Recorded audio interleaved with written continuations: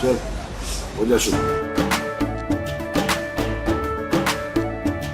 केसरिया से मन जोगी हुआ रे, दिल झूमे देखो मतवारा हुआ रे, दिल झूमे देखो मतवारा हुआ रे। हर पल मनाओ केसरी त्योहार। विमल, बोलो जुबान केसरी। इस बार 4 जून को नया इतिहास रचा जाएगा। और वो इतिहास क्या होगा? फिर एक बार, फिर एक बार, फिर एक बार, आभार एक बार, आभार एक बार, आभार एक बार। यहां कुछ लोग बहुत प्यार से कुछ मेरे लिए पेंटिंग बना करके ले आए हैं, कुछ चित्र बना के लाए हैं, मेरे लिए प्रसाद है। मैं हमारे साथियों को कहूंगा वो आपसे कलेक्ट कर लें, लेकिन मैं आपका बहुत आभारी हूं। अगर आप पीछे अपना नाम पता लिख देंगे तो मेरी चिट्ठी जरूर आएगी। लेकिन मैं आपके इस प्यार के लिए मैं आपका बहुत बहुत आभारी हूं। इस तरफ भी लोग हैं, वहां से भी कोई कलेक्ट कर ले।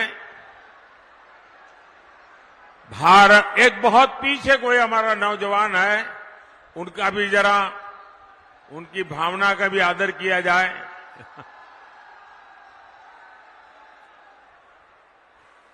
ऐसा सौभाग्य बहुत कम मिलता है जी, और इसलिए मैं आपके इस प्यार को बहुत ही मूल्यवान मानता हूं। बोले भारत माता की, भारत माता की जय श्री राम, जय श्री राम। मैं बीते 2 महीनों के दौरान पश्चिम बंगाल के अनेक शहरों में गया हूं। मैं लगातार देख रहा हूं, इस बार टीएमसी और इंडी वालों के बड़े बड़े किले ध्वस्त होने वाले हैं। 4 जून को जादवपुर और कोलकाता, पूरा बंगाल बड़ी संख्या में कमल खिलाने जा रहा है। लोग जानते हैं कि सीपीएम को दिया हर वोट वो टीएमसी को ही जाएगा। सीपीएम यहां चुनाव लड़ रही है टीएमसी को मदद करने के लिए, और पर्दे के पीछे इनका जो खेल चल रहा है, ये एक ही सिक्के की 2 बाजू है। और अभी यहां की मुख्यमंत्री मैडम ने घोषणा कर दी है कि वो दिल्ली में इनका समर्थन करेगी। अब मुझे बताइए, लेफ्ट वालों का वोट देकर के आप टीएमसी को मजबूत करेंगे क्या? करेंगे क्या? आप बहुत समझदार मतदाता हैं, जागरूक मतदाता है, और टीएमसी को जो वोट मिलेगा, आप यहां जादवपुर में जाकर के 100 लोगों को पूछिए कि भाई किसकी सरकार बनेगी, 100 में से 90 लोग कहेंगे मोदी की सरकार बनेगी। अगर जब पक्का ही है कि मोदी की सरकार बनेगी, तो वोट बर्बाद करना चाहिए क्या?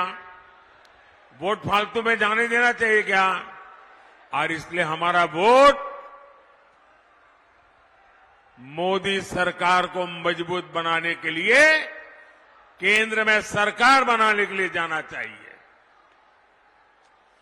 जो विकसित बंगाल, विकसित भारत के संकल्प को लेकर के आगे बढ़ रहे हैं, भाई और बहनों, जादवपुर हो, कोलकाता हो, ये मनन चिंतन करने वालों का क्षेत्र है। मैं आपसे जरूर जानना चाहूंगा, ये टीएमसी वाले सुबह शाम वोट बैंक करते हैं, सुबह शाम गाली गलौज करते हैं, सुबह शाम कानून के खिलाफ काम करते हैं। इनके पास देश के लिए कोई विजन है क्या? टीएमसी वालों के पास देश के लिए कोई विजन है क्या? बंगाल के लिए कोई विजन है क्या? जो टीएमसी सिर्फ अपने वोट बैंक के लिए काम करती हो, वो यहां के युवाओं के लिए कुछ नहीं कर सकती। टीएमसी आपको गरीब और पिछड़ा बनाए रखना चाहती है ताकि उसकी दुकान चलती रहे। वहीं मोदी विकसित भारत के लिए काम कर रहा है। आपने 10 साल का मोदी का सेवा काल देखा है। देश के नौजवानों के लिए अवसर हो, गरीब और मिडिल क्लास की सुविधा हो, इसके लिए 10 साल में अभूतपूर्व काम हुआ है।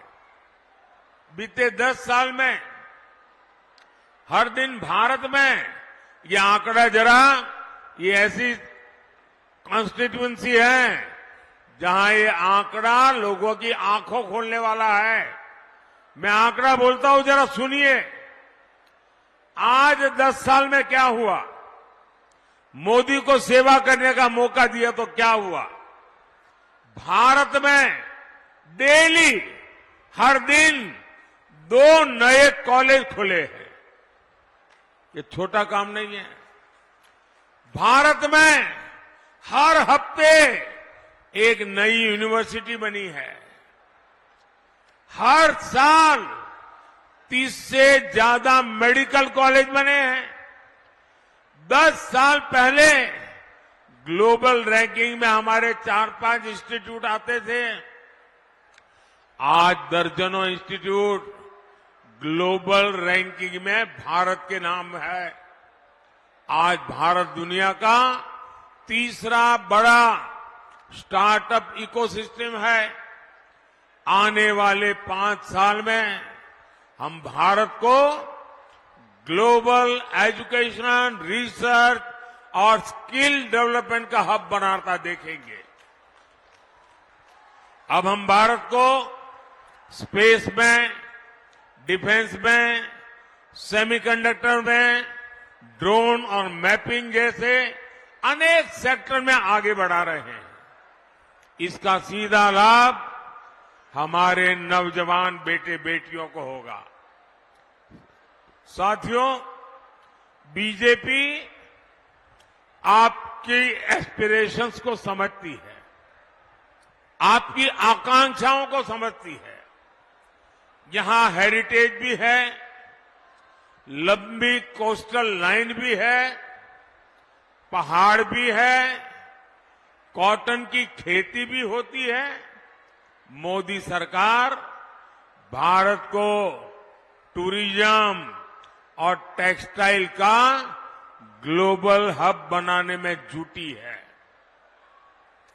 इसलिए आधुनिक कनेक्टिविटी पर, पब्लिक ट्रांसपोर्ट पर अभूतपूर्व खर्च किया जा रहा है। 10 साल में के पहले देश के 4-5 शहरों में ही मेट्रो की सुविधा थी। आज देश के 20 से ज्यादा शहरों में मेट्रो पहुंच चुकी है। कोलकाता मेट्रो का हम तेजी से विस्तार कर रहे हैं। कोलकाता मेट्रो के पास अब पहली अंडर वाटर मेट्रो होने का भी गौरव है। अभी हमने वंदे भारत ट्रेनें देखी। आने वाले 5 सालों में देश के ज्यादातर शहर वंदे भारत से जुड़े हुए होंगे। आने वाले 5 साल में हम इलेक्ट्रिक बसों का, इलेक्ट्रिक मोबिलिटी का विस्तार होता देखेंगे। ये नए भारत का नया ट्रांसपोर्ट तो होगा ही, ये नौकरियों का भी नया दौर लेकर आएगा। भाइयों और बहनों, मोदी जब विकसित भारत बनाने में जुटा है तो वो विकसित बंगाल के बिना संभव नहीं है। बंगाल को फिर वो पुराना गौरव दिलाना जरूरी है। जब ये देश का कल्चर और इकोनॉमिक सेंटर था, बंगाल के बारे में जब भी मैं गुरुदेव रविंद्रनाथ ठाकुर की ये पंक्तियां सुनता हूं, गर्व से भर उठता हूं। गुरुदेव ने कहा था, बांग्लार माटी, बांग्लार जल, बांग्लार वायु, बांग्लार फल, पुण्य होक, पुण्य होक, पुण्य होक के पुण्य होक है भगवान। मैं अपने उच्चारण दोष के लिए आपसे क्षमा प्रार्थी रहूंगा, लेकिन आप भी मानेंगे कि इन पंक्तियों में बंगाल की महानता के दर्शन होते हैं। दुर्भाग्य ये कि सीपीएम और टीएमसी की पॉलिटिक्स ने बंगाल को बर्बाद कर दिया है। ये सिर्फ पार्टियां 2 है, इनकी दुकान एक ही है और दुकान में सामान भी एक ही है। टीएमसी और लेफ्ट इंडी अलायंस में है। टीएमसी और लेफ्ट दोनों वोट बैंक अपीजमेंट की पॉलिटिक्स करते हैं। इन दोनों पार्टियों ने पश्चिम बंगाल को करप्ट सिस्टम दिया, तोलाबाजों का सिस्टम दिया, और सबसे बड़ी बात, ये दोनों पार्टियां एंटी डेमोक्रेसी है।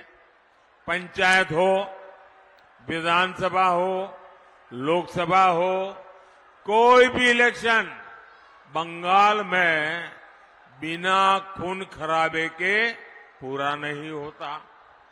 यहां गणतंत्र बचाने के लिए पहरा देना पड़ता है। यहां मानवता की सेवा करने वाले संतों ने अपनी आवाज उठाई तो उनका जीना मुश्किल कर दिया। उनको गालियां देने आने लगी, उन पर हमले होने लगे। ये टीएमसी का टेरर मॉडल है और अब ये देश के सामने एक्सपोज हो रहा है।